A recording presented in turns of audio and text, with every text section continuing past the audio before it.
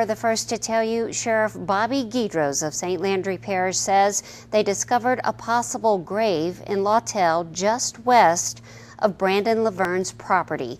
TV 10 anchor Michael Dupre is keeping a close eye on the situation and joins us live from the scene with the latest developments. Michael?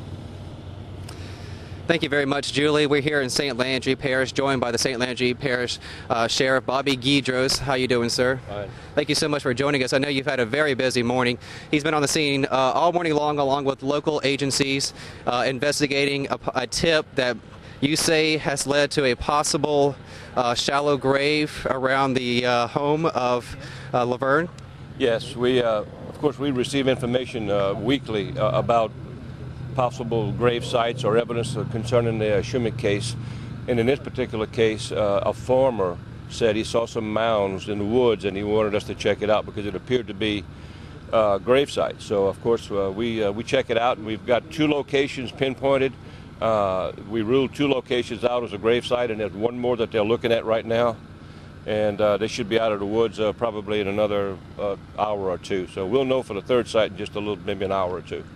And you had a lot of equipment out here. I saw some ATVs and other excavating equipment. Are you using that to actually dig up the dirt around these possible shallow graves? No, we need the RTVs to get to the site because it's so wet and muddy out in the woods, and then where the field road leads to the woods, you just can't get there by vehicle. So we have to go with the RTVs.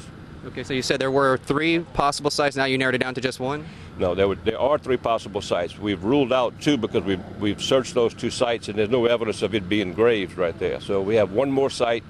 They're looking at the Lafayette crime scene unit is at the site, the third site, and they're going to make a determination of whether or not it is a grave. Can you tell us a little bit more maybe about where this tip came from and why you think that it is a viable tip? Well, we get tips, anonymous tips, lots of times about different things, and this is one case of that. But we also had a farmer in the area, the farmer that farms the land, tell us that it looked like a grave site in his rice field, near his rice field. So we checked it out. We're going to check all the tips out. We're going to continue searching for Miss Shunick, and any leads that we have or any evidence that we have to convict the guy that did this, and we're going to continue searching.